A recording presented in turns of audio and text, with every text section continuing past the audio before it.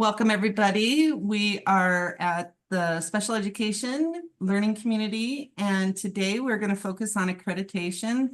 And so we have with us Crystal Andrews and Ellery Bresler, and I'm going to let them introduce themselves. Thanks for being here, ladies. Thanks for having us, Anne. Hi, I'm Crystal Andrews. I am the Senior Manager of Accreditation and Licensure at the Office of Public Instruction. And I am joined with Ellery Bresler, who is one of our accreditation specialists. We also have Michelle Price, who is not with us today, but is my other accreditation specialist. And today we are here to talk to you about accreditation, which, it does have its, it impacts all areas of, education, but we are new in a process that we started last year, so timing is appropriate to talk through what those process changes were, some background about where those changes came from. We'll dive into what the process looks like in some of those areas, and then end with an activity on hopefully how we can relate this in some ways to your area of expertise.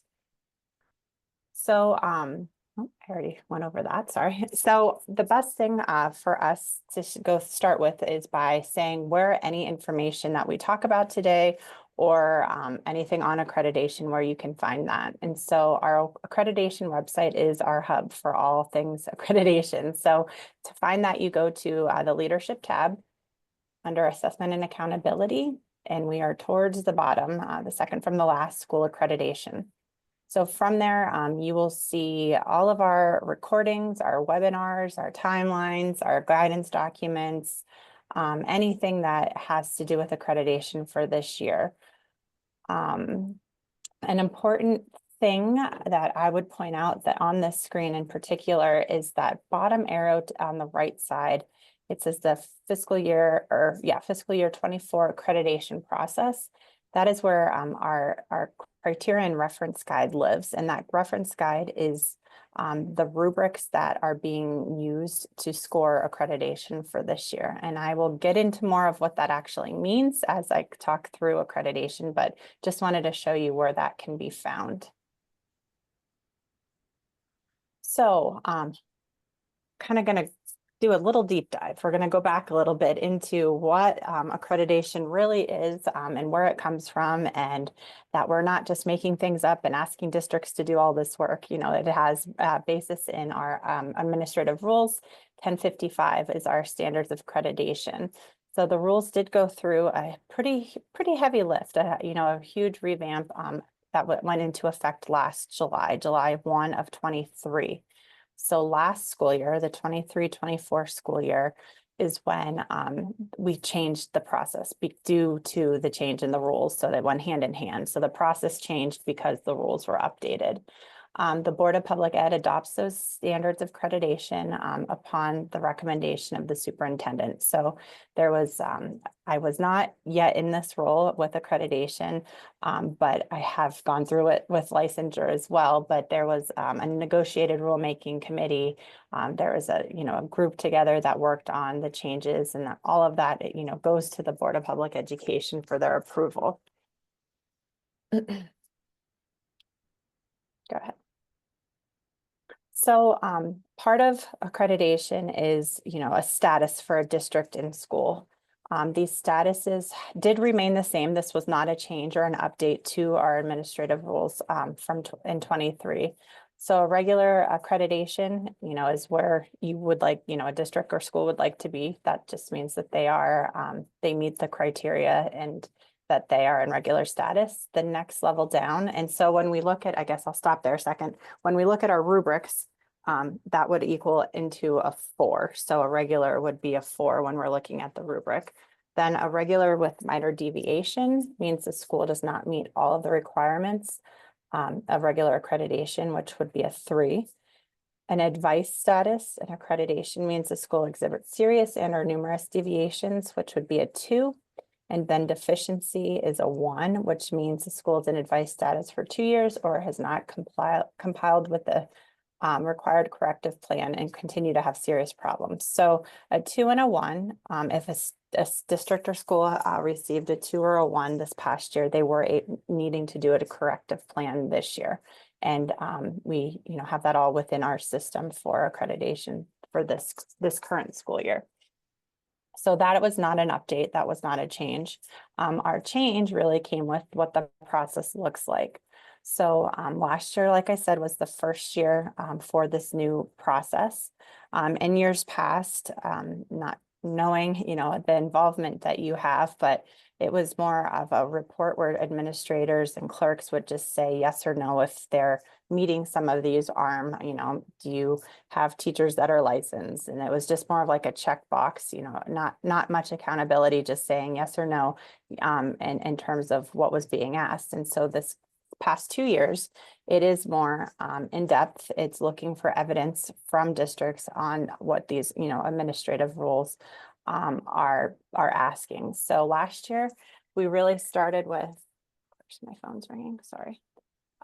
We started with the foundational elements of the integrated strategic action plan. So you may hear ISAP, that integrated strategic action plan. It sort of, in a sense, replaced the continuous school improvement plan, the CSIP. So last year was our first year. We did a slow rollout where we didn't do all of the rubrics or the elements that were needed. And got through last year with some bumps and bruises. It wasn't, it wasn't flawless by any means, but we did get through it. And then this year, we are doing the remaining elements of the ISAP. There are less elements, but we do have our full system in place and the platform, and so everything can be found within that accreditation platform that was just launched on December 2nd.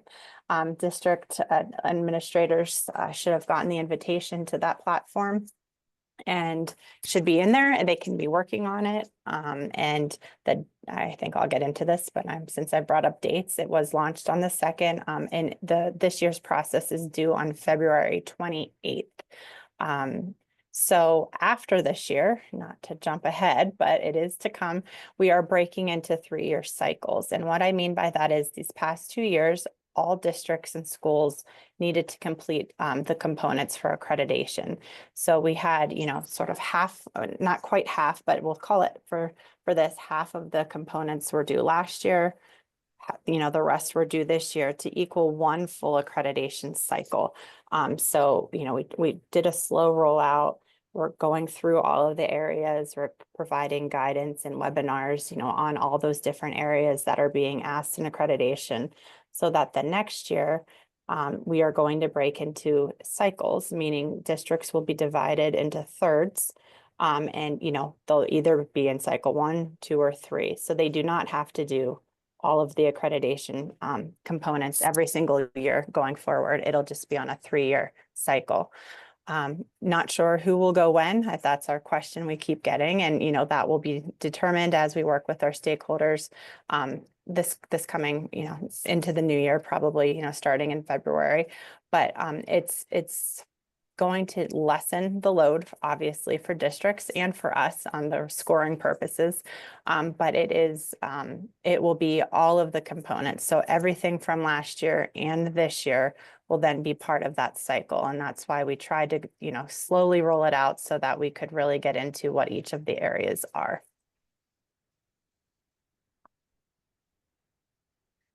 So these were the components from last year. And I think, in the lens of special education, I don't think it's a bad thing to think through how could this be incorporated, or how should districts be utilizing, these areas, or thinking through it for special education. So that integrated strategic action plan, that ISAP, it included last year that they needed to do a comprehensive needs assessment. And from that assessment, set educational goals. They needed to begin creating the graduate profile, which we'll get a little more into later on. There was a family and community engagement piece, along with an Indian education for all piece. So from there were some general requirements that was pulled from the Infinite Campus. So districts didn't necessarily need to do anything for us on this if they had the information already put into Infinite Campus, which is a requirement. It was then transferred over to accreditation, and that will continue this year as well. So that's the what districts were used to seeing for accreditation. Thinking through class size and licensure and assignment of staff, course offerings, things like that. And then the last area last year was the student performance section. So for the elementary and middle school level, that was looking at math and English, or English language arts. They needed to provide some data and talk about the student performance for that. And then for the high school level, it was for college and career readiness and providing evidence for that. I would say out of anything that was asked last year, the student performance section was probably the most, I guess I would say the most questions came around, or the most confusion as to what was really being asked. And then the educational goals and just writing and setting goals. So this year, before we jump into the new components, districts are able to submit more evidence, or add anything that they would like from last year to increase their score from this year. And what I mean by that is last year is set. So whatever their accreditation status is, was set for 23-24. We can't change that. But what we're doing for this year is that our score for this year, 24-25 for accreditation, will include last year's scores, so that, districts can just, if they did well or they don't want to even think about last year, they can just have that score be added into this year's score. Or say if they didn't score as well on student performance, or, somewhere in an area where they needed to do a little bit more, they can add more information and have that score be reevaluated and hopefully scored higher to improve their score for this year. So it's not that we can really go backwards in terms of, changing anything from last year, but it can help them improve their scores from this year. And obviously it's great for them to see, areas that may need some improvement and work on that and starting this year, so that when we get into cycles next year, they'll have a solid basis as to what is being asked. So for this year's, I think is next, right? Yep. So, oh no, so last year, we're still on last year, our scoring process. We had a lot of OPI staff members. I think it was over 50 gathered together to do some training on what we were looking for in terms of scoring. So we met for 3 days. We talked through, we were divided into groups based on the rubrics, and talked through what was being asked in the questions, some of the evidence pieces that they may be seeing, or what would be provided by districts. Two people per rubric were assessing these for every district. So it was a lot. It was a lot of scoring, a lot of going through and making sure that every district had, 2 people evaluating. And then we would, if we got, 2 scores that had a discrepancy, we would reach out and then have the pair, reevaluate and look at it. So this I don't know what's next, Ellery. Am I still jumping ahead? Yeah, okay, now I'm there. So this coming year, our components are just finishing up, like I said, all of the components under the integrated strategic action plan. So that includes a completed graduate profile. So they, started it last year, and this year it needs to be complete. And then under proficiency-based learning model, there is a curriculum section, an assessment plan. Under educator effectiveness, we are looking for a professional development plan, mentorship and induction program, and an evaluation instrument and process. And the final piece is school climate. So these are the areas that this year we are providing webinars. Today we did, just this morning, we did one on graduate profile, but we're going over all of these areas in depth and providing, information about the rubrics that I think Ellery is going to go over with you here in just a second. So like I said, all of the list from last year, including this list you see in front of you now is one full accreditation cycle. So going forward, all of those requirements will be needed to be complete, but on a 3-year rotation. So it's not every single year for districts.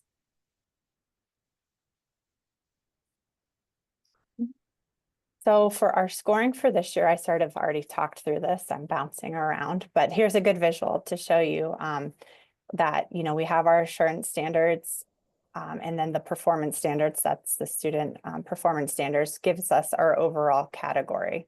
So as I was saying, and it's kind of hard to think through, but maybe reading it will help, that the 23-24 scores plus this year's 24-25 scores will be part of this year's scoring, so that improvements can be made to last year's scores.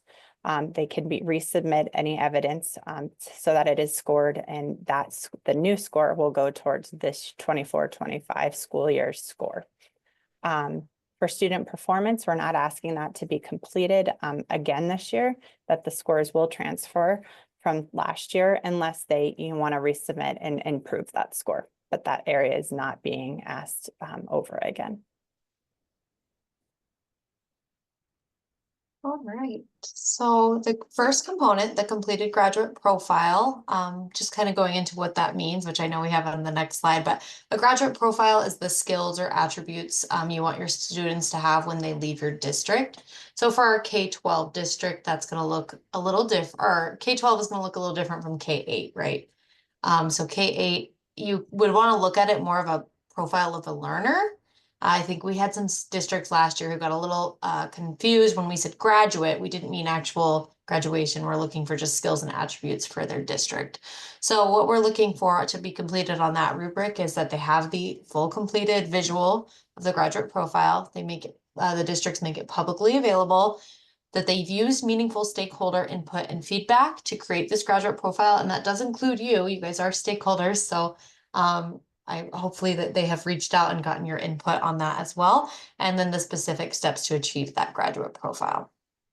So here's a visual of what our rubrics look like, just the top portion. So you can see regular 4, as Crystal explained, that they hit all 4 of those components, and then 3, 2, and 1. Some components are just a 1 or a 4.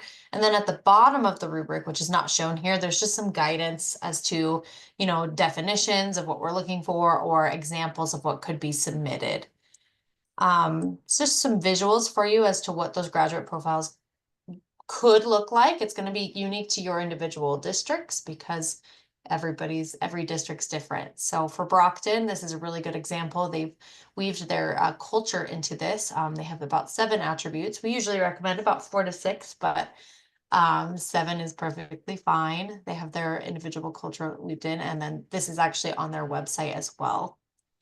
And then we got this one from Whitehall. You can see kind of some differences visually, and then they have their skills or their definition of how those students will be measured on obtaining those skills down below. The second piece, the proficiency-based learning model, is curriculum and assessment. So what we're looking for curriculum is that it was cooperatively developed and implemented. There is a process for reviewing those curriculum, instruction materials, and resources to ensure the inclusion of the unique cultural heritages of American Indians, and then a schedule for revising those standards every 5 years or consistent with the state standard revision schedule.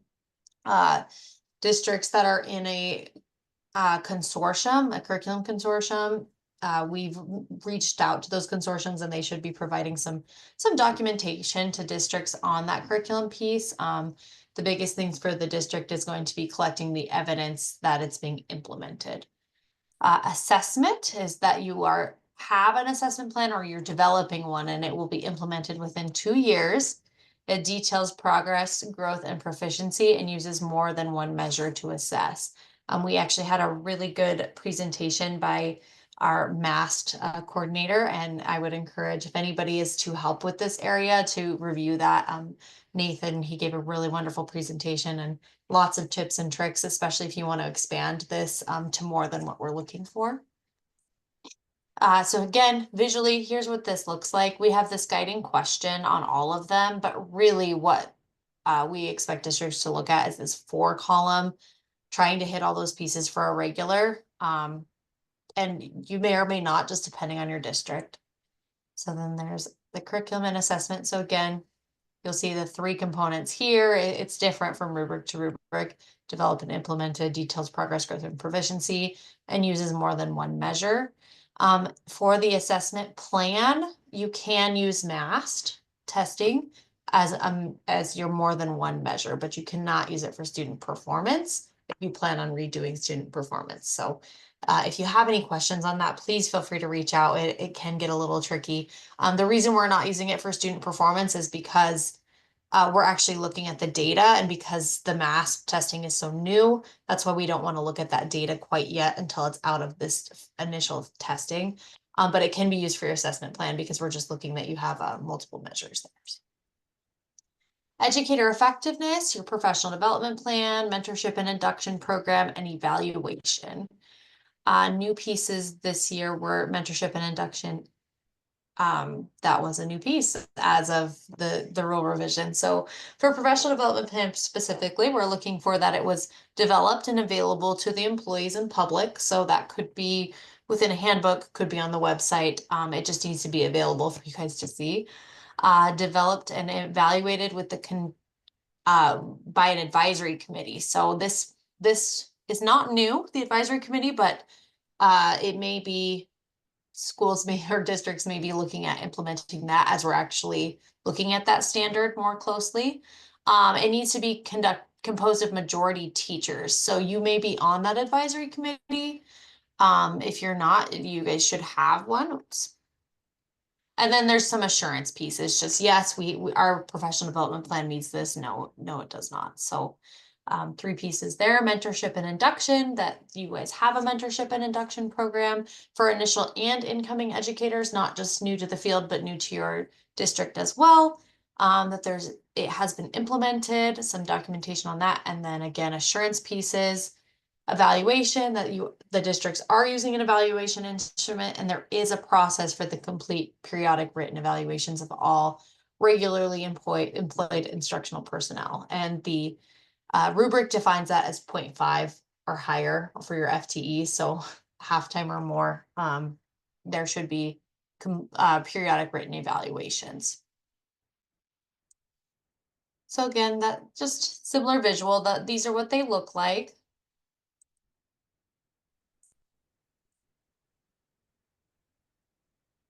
And that mentorship and induction, while it is new, there are some programs out there if a district does not know how to, or doesn't have the resources to start that. I know MSU Bozeman, I believe, has a program for that.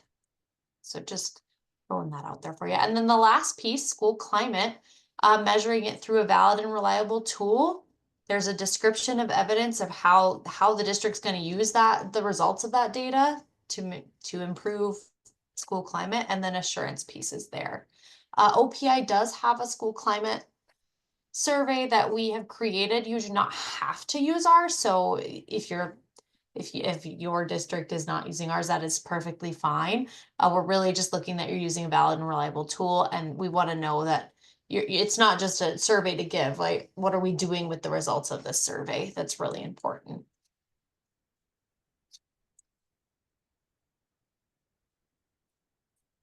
This last piece. So as we've dove into these rubrics, which I know some of you, this may not apply to you, but just kind of want to get you guys thinking about what could your role in this process be. I mean, all the questions there. We had originally thought of doing breakout rooms, but there's not a lot of us, so probably can just There's just 3. Yeah. So before we get to the engagement activity, and I think you were just starting to touch on it, Ellery, we're coming to you as, providing all of the information on accreditation, understanding that if you are not your district administrator or principal, you are not the one necessarily responsible for getting this information to us. However, it does impact many areas. And, as we saw in last year's rubrics, there was an incomplete rubric around Indian education for all. setting goals, goals could be created around special populations or groups. And so I think it is important for you as special education teachers or administrators or whatever your role may be to understand what this process is and how it does impact your district as a whole. So thinking through these questions, and it's up to how you want to go about this. I was, like we said, we thought we need to have a few more so that we could have it be a little bit more engaging, but it is 4 o'clock and everyone is feeling tired. So we can sort of just talk through just, how you could see, or if you've even heard about any of this and, within your districts, or anything that you would like for us to know about, how we could incorporate more questions. The rules make up what our rubrics are asking. So we are not creating anything, the OPI, everything that is asked on for accreditation comes from the Chapter 55 accreditation rules. But like the third bullet says, what impact do you think this process will have on your student population? We are looking at student performance, having the graduate profile. I'm understanding that you may just have heard about this today. Those are the attributes that every student should leave your school with. So how could that, how does that involve all students, including, any special population? So if you're willing to share any of your thoughts, ideas, questions, even around any of this, you could put it in the chat. If you don't want to talk, if you are willing to share anything, please feel free.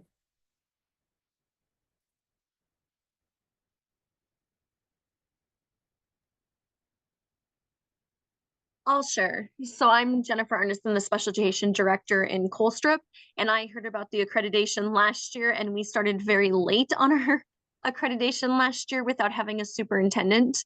But I think the accreditation process is great, just because it gets everybody knowing and kind of having a guiding plan as to what you're doing, and a lot of the things fall through the cracks.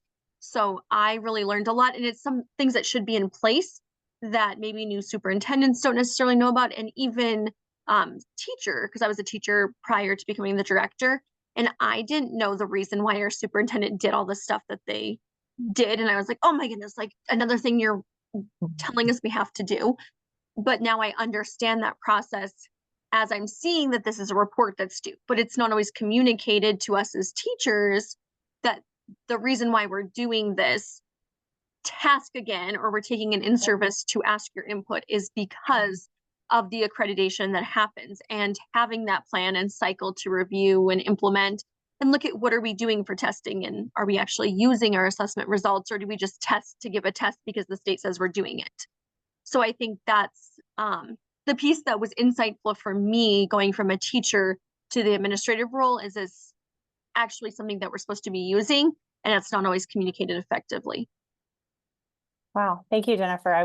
Well, you are recording that, and that was like perfectly explained in every way. I mean, I couldn't have asked for a better explanation or insight. And I appreciate your honesty and, having been a teacher myself and then to an administrator, I totally agree. Sometimes you're just asked like, hey, you need to have your kids do this because we need it for OPI. Well, and that's true. This is a report, but there is a foundation and basis around it, because of the administrative rules. And it's not how past practice has been. So last year was a huge shift for districts in terms of what they were expecting for accreditation. And so we're hopeful that this year, just understanding that it's happening again, it's a smoother process, and that, that knowledge base is there in terms of what is being looked at going forward. But then to know starting next year, you will be on a cycle. This will not be every year, but these are the areas that you will see, continue when you're on that cycle. So thank you so much. I really appreciate that. I guess I can just comment on the last two that you have bulleted. I'm a speech therapist, so some of this didn't directly apply to my department, but I've been working on an advisory council in our district for the profile of a learner, which is the graduate profile. And what I can see that we've already done that has impacted our student population is getting that feedback from the community about work readiness. at the preschool where I work, we are doing a lot more in our sections that deal with occupations and having more people from the community come in at the younger age and show what their jobs are and do little presentations for the class during our center's time, which I do think that helps bridge the community having a role and an active participation in your school district, and also helps children learn more about the jobs that are out there so that they can have that role in the community when they're done with school. Great. I love hearing that that's how, and as I already said, it isn't just a graduate profile. Profile of a learner, I think, is an even better title for it because it's any student. And so I love hearing how that's being implemented even at such a young age. So thank you. Anyone else? We have some listeners, which is totally fine. Well, I'm just really appreciative of that feedback and hearing what you're doing at your districts and that you were aware that this was taking place. We have had some that aren't quite sure what, we weren't sure what you would know or, what you've been involved in. So it's good to hear that, that you're involved, that you are understanding and knowing of what this process is. But I guess the way that I would ask to end it is, please let your districts know. We are here to support through this process this year, last year, and going forward, as it is still very new. And as Jennifer, you said, there are so many new administrators throughout the state that's really who we're trying to, make sure we work with and help through this process because it is different. It is, a completely different approach to what our accreditation is for the state of Montana. But again, year 2 so far, it's been a lot smoother than the first year, which is come to be expected. But I think, Anne, that was really what we had. We're happy to stay on, talk through anything else, or answer any questions. But it was just trying to give a really big overview of what's happening and, how it can impact and, any type of any unit, but, with our special populations. But again, here is our email. This is the best way to reach my team. Just because we all 3 get this email, even if it's like, you want your district to go over something with us before they turn it in for accreditation. We're more than happy to do that. We're setting up work sessions in January before its submission is due in February.